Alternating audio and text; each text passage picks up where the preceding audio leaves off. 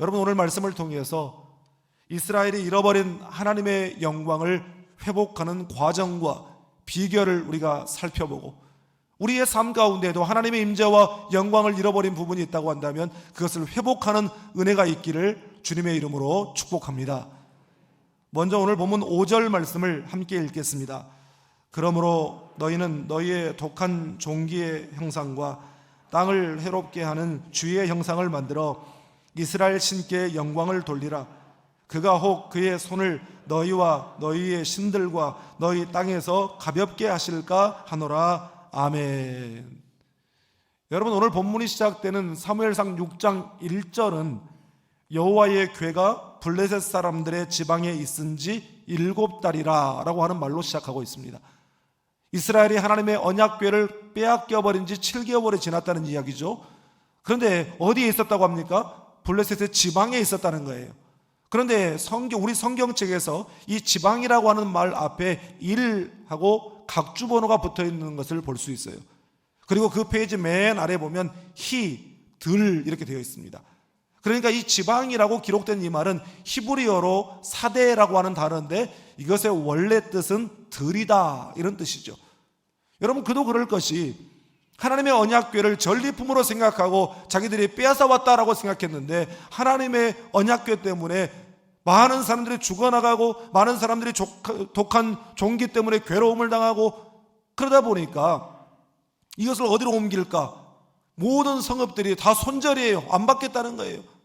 그러니까 하는 수 없이 사람이 살지 않는 빈 들에 하나님의 언약궤를 갖다 놓았다는 것이죠.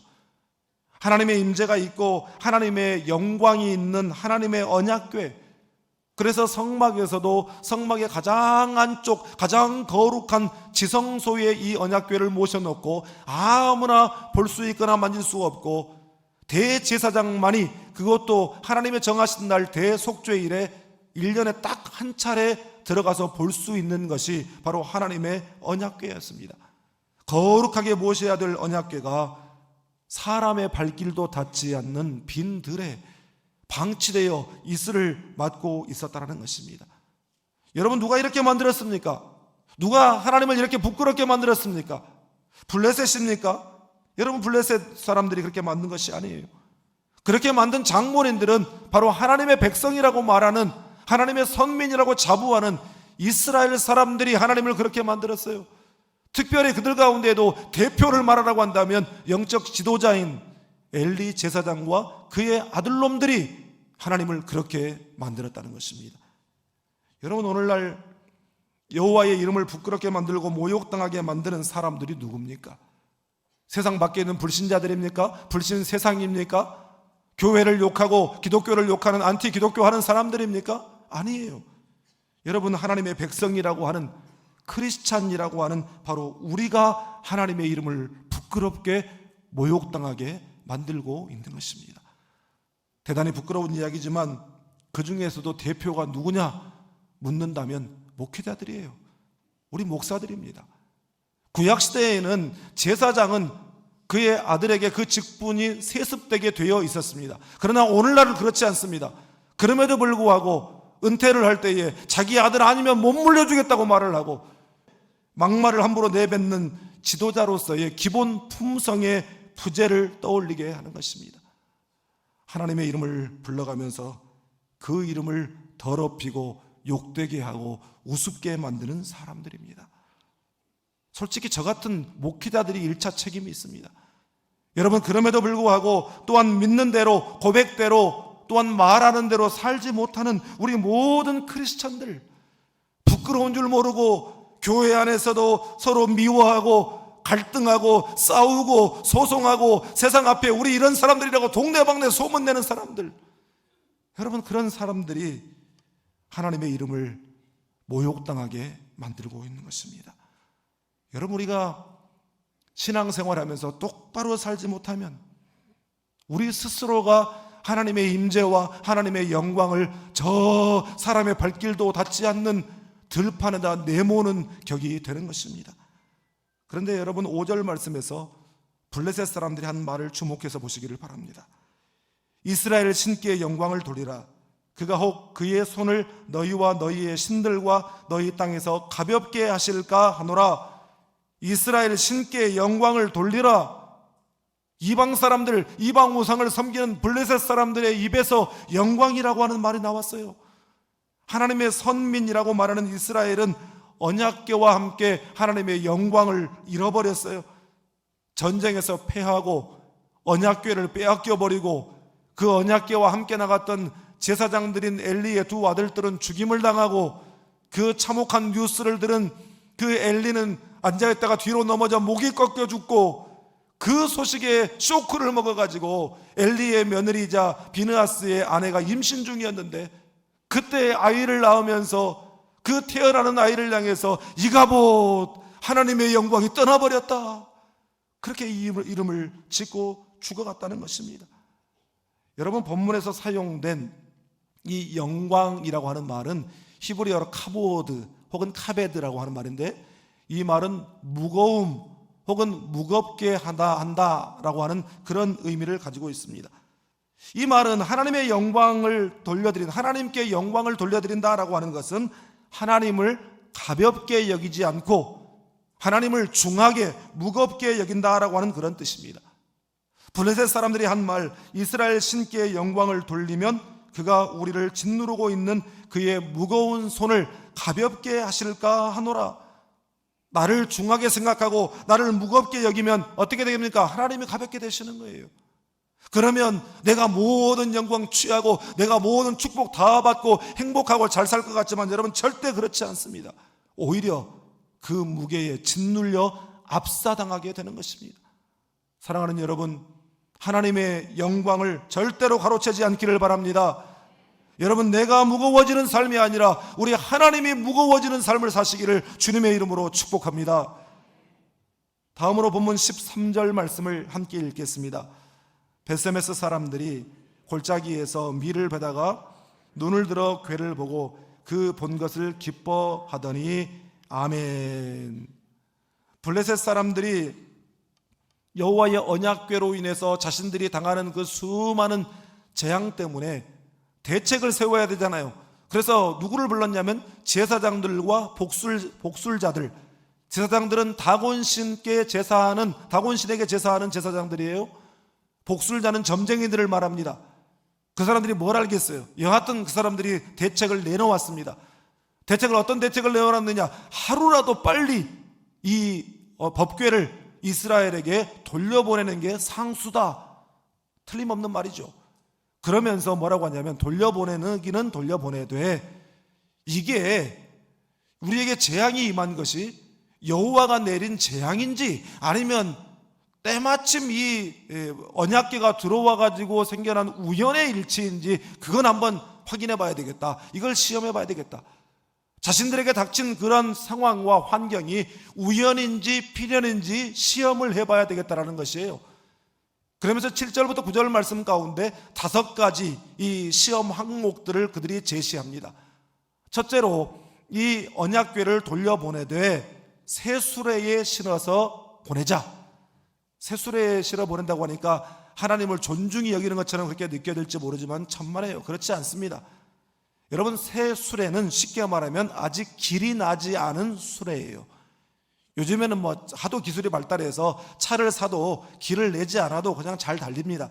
그런데 우리는 여전히 뭐라고 그래요? 차를 새로 샀으면 고속도로 좀 달리면서 밟아주어야 길이 난다, 이렇게 생각해요. 그런데 수레는 진짜 그렇습니다. 수레는 기름칠을 하고 자꾸 끌고 그렇게 해야 길이 나서 이게 바퀴가 잘 굴러가요. 그런데 새 수레, 한 번도 운행을 해본 적이 없는, 시운전도 하지 않은 새 수레에 실어보내자. 그리고 두 번째는 이 소에게 멍에를 매자. 한 번도 멍에를 매지 않은 소에게 멍에를 매자. 저 어렸을 적에 이 송아지들이 이제 어느 정도 자라면 한없이 그냥 망나니처럼 뛰어놀게 놔두지 않잖아요. 그 소가 어느 정도 자라면, 송아지가 자라면 코를 뚫고 멍에를 메워요. 그래야 쟁기질도 하고 수레도 끌고 이 구르마를 끌기 때문에.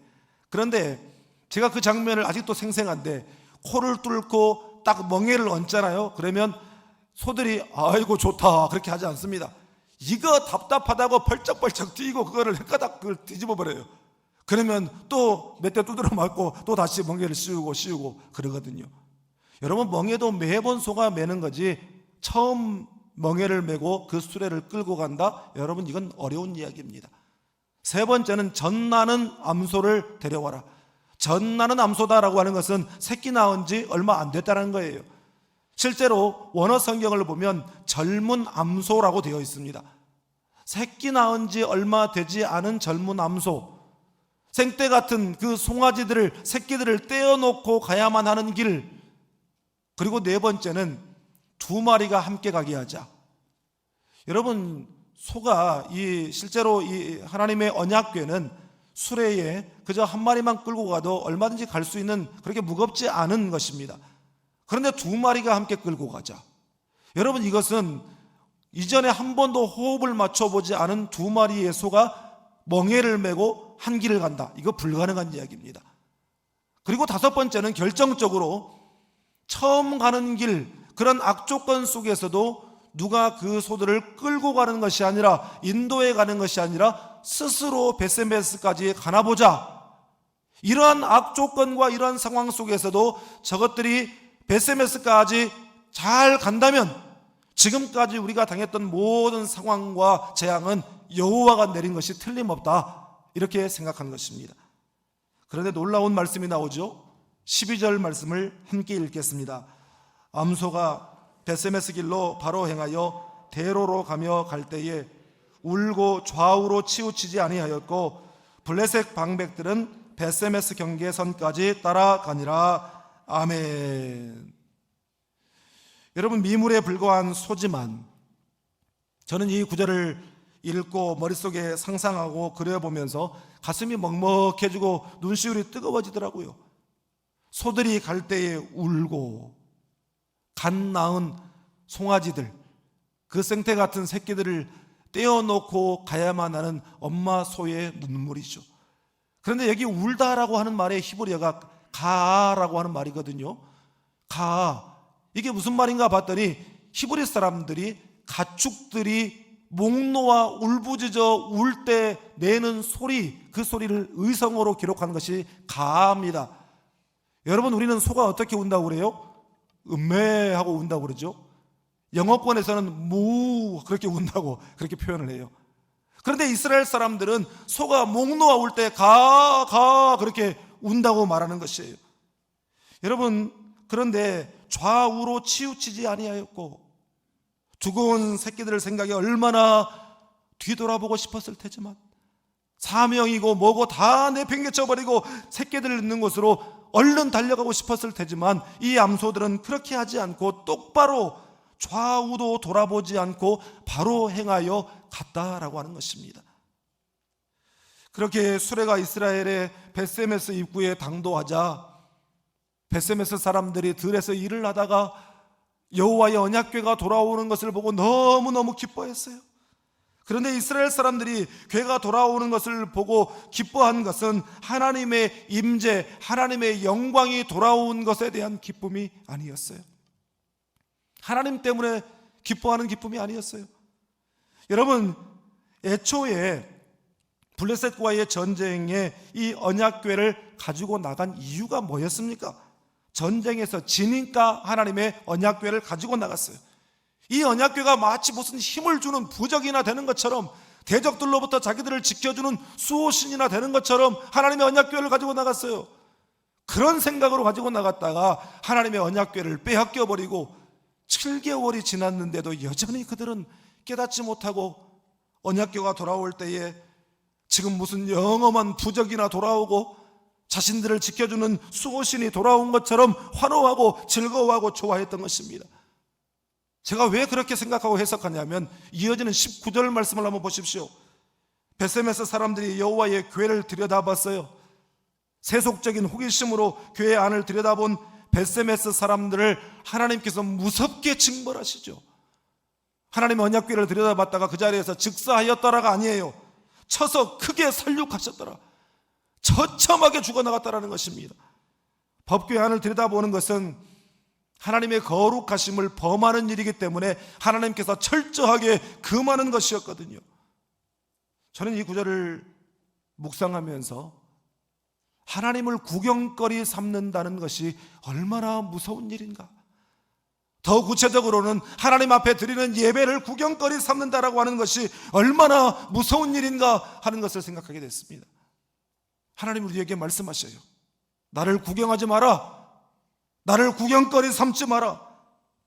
사랑하는 여러분, 여호와가, 신앙이, 예수 그리스도의 십자가가 여러분의 장신구가 되지 않기를 주님의 이름으로 축복합니다. 교회에서 예배할 때 구경꾼 되지 마세요. 삶 속에서도 무늬만 크리스찬, 무늬만 예배자로 살지 말고 진정한 삶의 예배자로 살아가는 우리 모두가 될 수 있기를 주님의 이름으로 축복합니다. 마지막으로 본문 14절 말씀을 함께 읽겠습니다. 수레가 베세메스 사람 여호수아의 밭 큰 돌 있는 곳에 이르러 선지라. 무리가 수레의 나무를 패고 그 암소들을 번제물로 여호와께 드리고 아멘. 그 암소들이 수레의 언약궤를 싣고 출발한 그 블레셋의 에그론에서부터 도착한 베세메스까지 오늘날 직선거리는 11km예요. 그런데 고고학자들의 증언에 따르면 그 당시의 도로 사정을 생각하면 이 거리는 좋게 20-30km는 되는 거리였다라고 말합니다. 여러분, 20-30km 정도 되는 거리, 지금이야 차 타고 15분이면 가죠. 빨리 달리면 10분에도 가요. 그런데 걸어가면 어떻습니까? 5-6시간은 걸어야 돼요. 수레를 몰고 가도 별반 차이가 없이 그렇게 가야만 하는 먼 거리입니다. 그런데 그 짧지 않은 거리를 암소들은 울면서도 뒤돌아보지 않고 자신들이 가야 할 그곳으로 묵묵히 걸어 마침내 그 목적지에 도착했어요. 그런데 도착해서 보니까 하나님의 언약궤가 돌아왔다고 그렇게 기뻐하던 베세메스 사람들이 그 수레를 장작 찍어 나무를 패고 그 끌고 온 두 소를 잡아 하나님 앞에 번제를 드렸어요. 일반적으로 설교자들이 이 본문을 설교하면서 이 소한테 배우자, 멍에를 매자, 좌우로 치우치지 말자, 헌신과 희생의 삶을 살자, 이렇게 설교해요. 물론 그런 교훈적인 메시지도 있다고 봅니다. 그러나 여러분, 오늘 본문은 소가 주인공도 아니고 그 소를 본받아야 된다라고 하는 그런 메시지도 아니에요. 그렇게 본다면 오늘 본문을 잘못 본 것입니다. 사실 저는 이 14절 말씀을 묵상하면서 아무리 미물이라도 그렇지, 이건 좀 너무하는 것 아닌가 하는 그런 생각이 들었어요. 많고 많은 소들 중에 하필 그들을 선택해서 갓 태어난 송아지들, 그 생태 같은 새끼들을 떼어놓고 가는 길, 먹지도 못하고 쉬지도 못하고 그렇게 걸어가서 사명을 완수했으면 그 소들의 목에 화환이라도 걸어줘야 되는 건 아니에요? 이도저도 아니면 얼른 돌아가라고, 고향으로 가라고, 새끼들 기다리는 집으로 가라고 보내줘야 되는 것 아니에요? 그런데 그걸 잡아 하나님 앞에 번제로 드렸다라는 것입니다. 아, 사명의 삶이란 이런 것인가? 그런 생각이 드니까 사명자로서 비감한 그런 마음이 드는 거예요. 그런데 여러분, 사실은 이 14절 말씀이 오늘 말씀의 클라이맥스예요. 암소들이 도착해서 하나님께 번제로 드려진 곳은 여호수아의 밭 큰 돌이 있는 곳이더라. 여기서 이 여호수아는 출애굽의 지도자, 모세의 후계자, 가나안 정복의 지도자 여호수아가 아니에요. 그분은 이미 죽었어요. 이 시대에는 동명이인이죠. 그런데 이 여호수아라고 하는 이 히브리 이름인데 아람어로는 예슈아라고 합니다. 이것이 예수님의 이름이에요. 여호와께서 구원하신다. 여호수아의 밭에 있는 큰 돌은 우리의 반석 되신 예수 그리스도를 상징한다고 봐도 무리가 아닐 것입니다.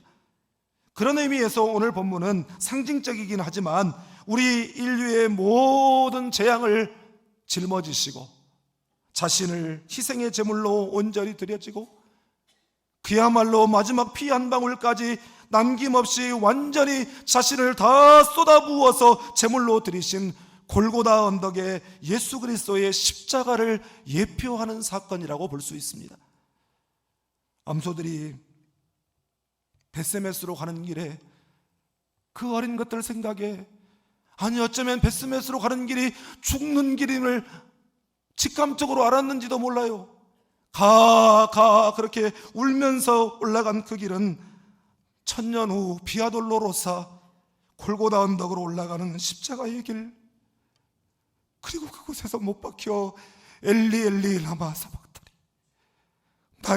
나의 하나님 어찌하여 나를 버리셨나이까 외쳤던 주님의 그 외침, 주님의 그 눈물이 떠오르게 했습니다. 벳세메스 사람들이 암소가 끌고 온 그 언약궤가 자신들을 지켜줄 수호신으로 생각했던 것처럼, 예수님께서 예루살렘에 입성하실 때에 수많은 이스라엘 사람들을, 자신들을 이제 로마의 압제로부터 해방시켜줄 해방자, 정치적 메시아가 오신다 하며 기뻐하며 환호하며 예수님을 맞았던 그 모습을 생각나게 합니다. 그러나 주님은 당신의 권세와 능력과 세상 사람들이 기대하는 그 세속적 파워로 당신이 메시아이심을, 당신이 하나님의 아들이심을 증명해 보이신 것이 아니라 오히려 연약함으로, 무력함으로 체포되시고 매맞으시고 십자가에 못 박히시고 죽으심으로 당신이 메시아이심을, 하나님의 아들이심을, 하나님이 우리를 얼마나 사랑하시는가를 증명해 보이신 줄 믿습니다. 그래서 죄인된 우리가 용서받고 죄사함 받고 영생을 얻고 하나님을 아바 아버지라 부르게 된 줄 믿습니다. 여러분, 본문은 우리가 하나님 앞에 어떤 예배를 드려야 하는지를 우리에게 가르쳐주고 우리에게 보여주고 있는 것입니다. 내가 온전히 죽어지는 희생과 헌신의 예배를 통해서만 하나님의 영광 받으시고 우리의 인생에 여호와의 임재, 여호와의 영광의 은총이 회복될 줄 믿습니다. 여러분, 우리의 삶 속에서 하나님의 영광을 가로채지 않기를 바랍니다. 모든 것 다 하나님이 하셨습니다, 그렇게 고백하고 구경꾼 예배자가 아니라 우리의 삶을 드리는 삶의 예배자로 그렇게 살아가고, 또한 하나님의 영광을 위하여 우리 자신을 온전히 드리는 드림의 예배자가 되어서 이 언약궤의 축복, 임재와 영광의 그런 은총의 축복을 다 받아 누리는 우리 모두가 될 수 있기를 주님의 이름으로 축복합니다.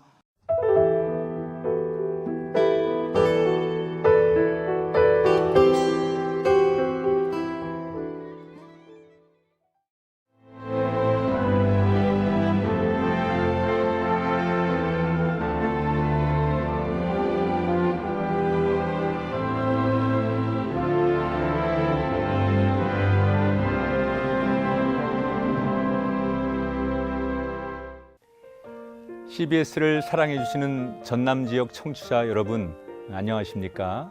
CBS 재단 이사장 꿈의 교회 김학중 목사입니다. 여러분의 사랑과 관심 덕분에 전남 CBS가 순천시 장천동에 새로운 사옥을 마련하게 됐습니다. 이 방송국 사옥이라는 것은 단순히 건물을 짓는 의미에 지나지 않습니다.